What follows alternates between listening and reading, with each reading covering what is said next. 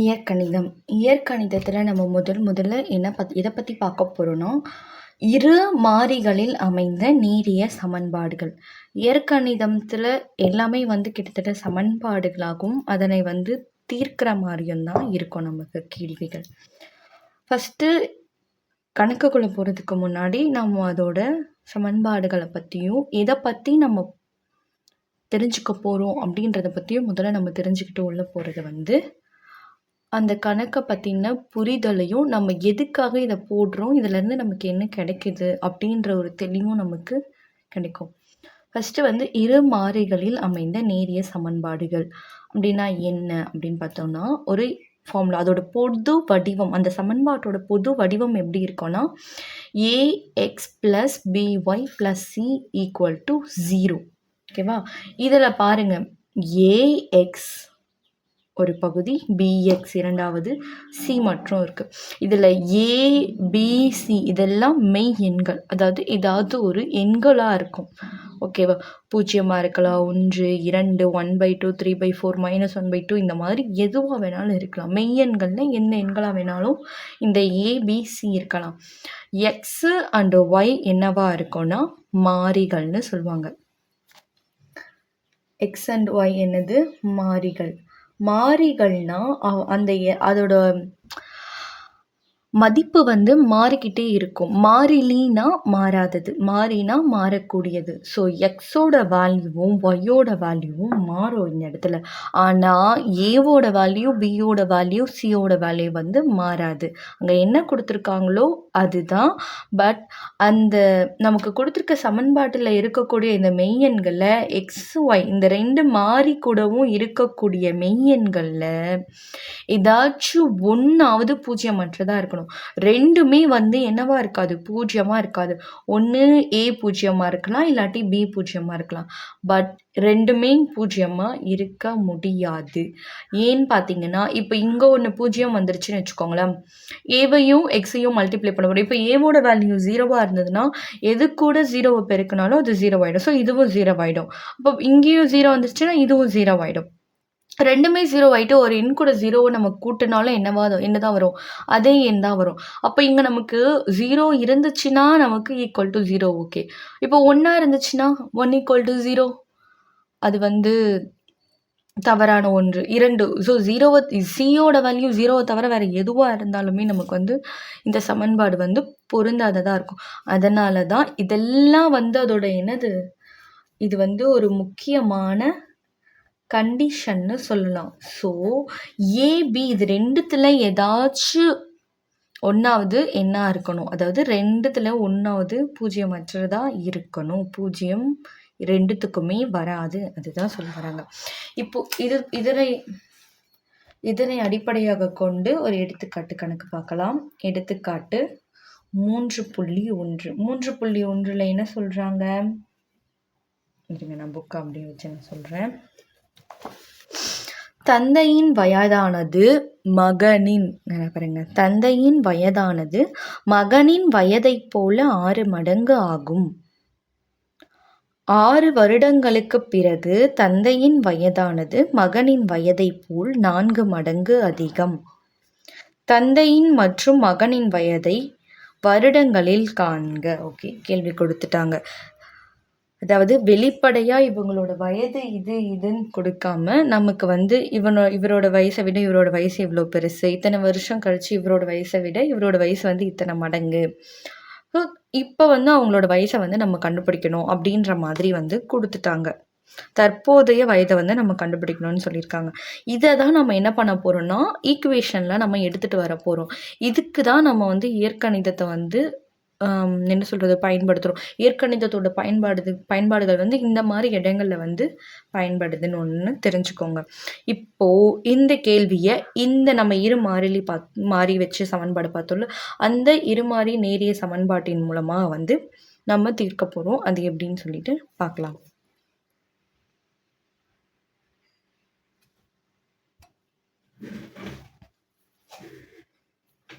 இப்போ கேள்வியை மறுபடியும் ஒரு தடவை படிக்கலாம்.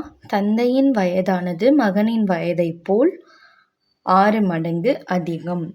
ஸோ ஃபஸ்ட் இருக்கிறது முதல்ல நம்ம முடிச்சிடலாம். இப்போது 6 மடங்கு அதிகம்னு இப்போ சொல்லிட்டாங்க. நம்ம முதல்ல அதுக்கு என்ன பண்ணணும்னா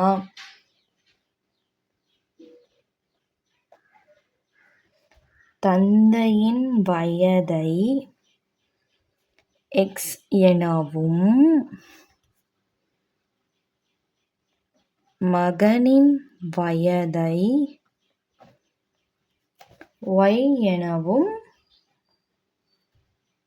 கருதுக. ஸோ நமக்கு இந்த இடத்துல வர்றது 2 பேர் தான், தந்தை மகன். அப்போது தந்தையோட வயதை வந்து நம்ம எக்ஸ்ன்னு எடுத்துக்கிறோம், மகனோட வயதை வந்து நம்ம என்னென்னு எடுத்துக்கிறோம், ஒய்ன்னு எடுத்துக்கிறோம். நமக்கு இருபடி சமன்பாடு தெரியும், 2 மாறி இருக்கும். அந்த 2 மாறி தான் இங்கே வந்து தந்தையோட வயசும் மகனோட வயசும். அடுத்து ஃபஸ்ட்டு என்ன சொல்கிறாங்க, தந்தையின் வயதானது மகனின் வயதை போல் 6 மடங்கு. அப்போது எக்ஸ் ஈக்குவல் டு 6 × y. நமக்கு கூடுதல் சொல்லலை, மடங்குன்னு சொல்கிறாங்க. மடங்குனாலே பெருக்கல்ன்று தான் அர்த்தம். ஸோ தந்தையின் வயதானது மகனின் வயதை போல் 6 மடங்கு அதிகம்னு சொல்லிட்டாங்க. ஃபஸ்ட்டு ஒரு சமன்பாடை நம்ம நிறுவிட்டோம்.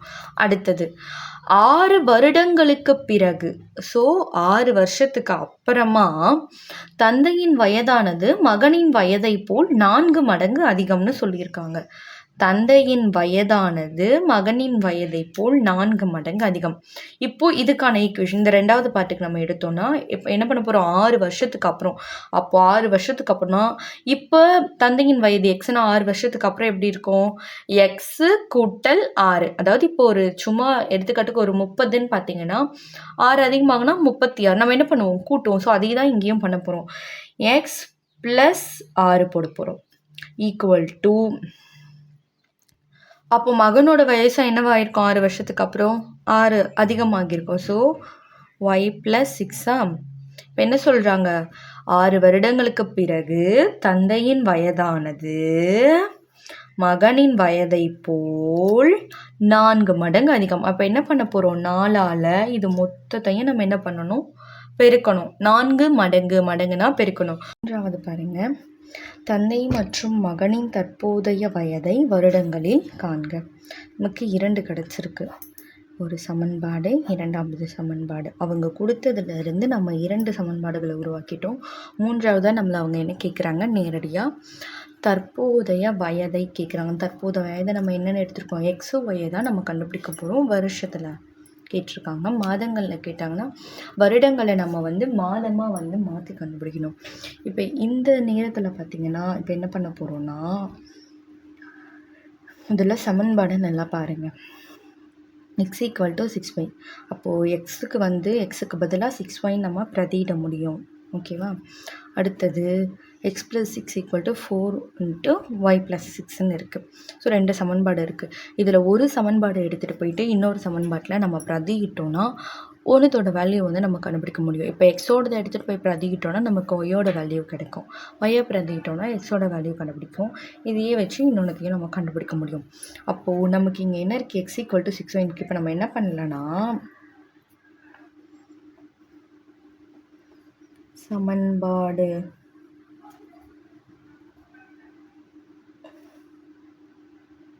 ஒன்றை அல்லது எக்ஸின் மதிப்பை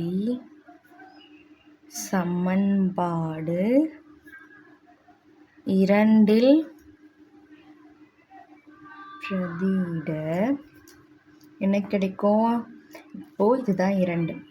எக்ஸ் + 6 = 4 × y + 6 வருதா. எக்ஸோட வேல்யூ என்ன வருது, 6y. இதுதான் இங்கே நம்ம பிரதிடுறோம்.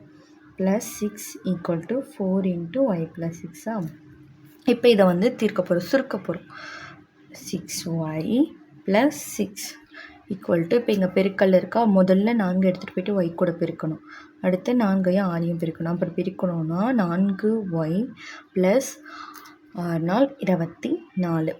ஓகேவா. இப்போது எண்களெல்லாம் ஒரு பக்கமும் மாறிகளோடு இருக்கிறதெல்லாம் ஒரு பக்கமும் எடுத்துகிட்டு வந்துடணும். ஃபஸ்ட்டு மாறிகளில் வந்து எப்போவுமே வந்து ரைட் ஹேண்ட் சைடு எடுத்துகிட்டு வந்துடுங்க. மாறிகளை லெஃப்ட் ஹேண்ட் சைடும் மெய்யெண்களை வந்து ரைட் ஹேண்ட் சைடும் எடுத்துகிட்டு போயிடுங்க. மாறிகள் லெஃப்ட் ஹேண்ட் சைடு வந்துடுச்சுன்னா 6y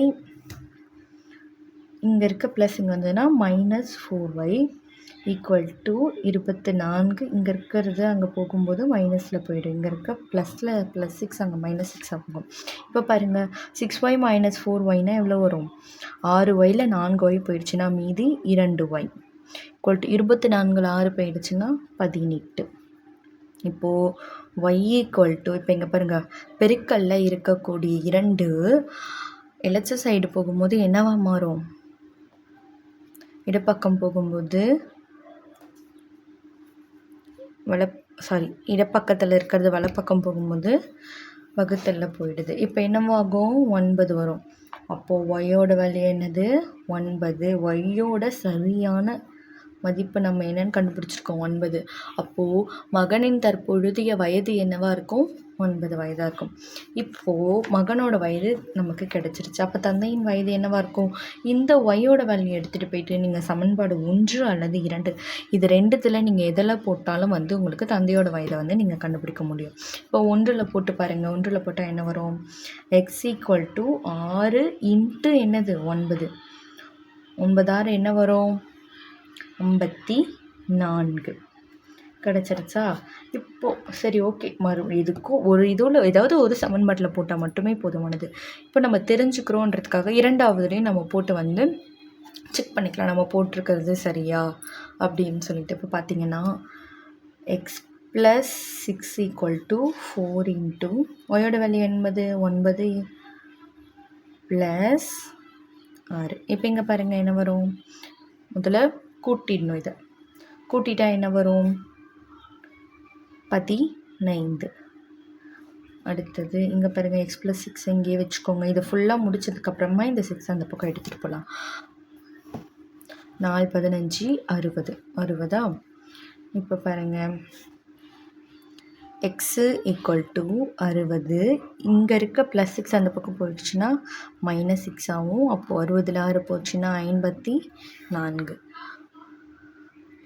2த்தில் எதில் வச்சு நீங்கள் போட்டாலும் உங்களுக்கு எக்ஸோட வேல்யூ கிடைக்கும். இதே நீங்கள் எக்ஸோட வேல்யூ எடுத்துகிட்டு போயிட்டு இந்த இடத்துல சப்ஸ்டியூட் பண்ணி நீங்கள் பார்த்தீங்கன்னாலும் ஒய்யோட வேல்யூ 9 தான் வரும். ஸோ நீங்கள் உங்களுக்கு தெரியணும் அப்படின்னும் போது நீங்கள் க்ராஸ் வெரிஃபை பண்ணி நீங்கள் செக் பண்ணிக்கலாம். ஜஸ்ட்டு ஒரு சம்மா மட்டும் போட்டுட்டு போகாமல் இந்த மாதிரி க்ராஸ் வெரிஃபை பண்ணி பாருங்கள். அப்போ தான் உங்களுக்கு அதில் ஒரு இன்ட்ரெஸ்ட் இருக்கும். Okay, thank you.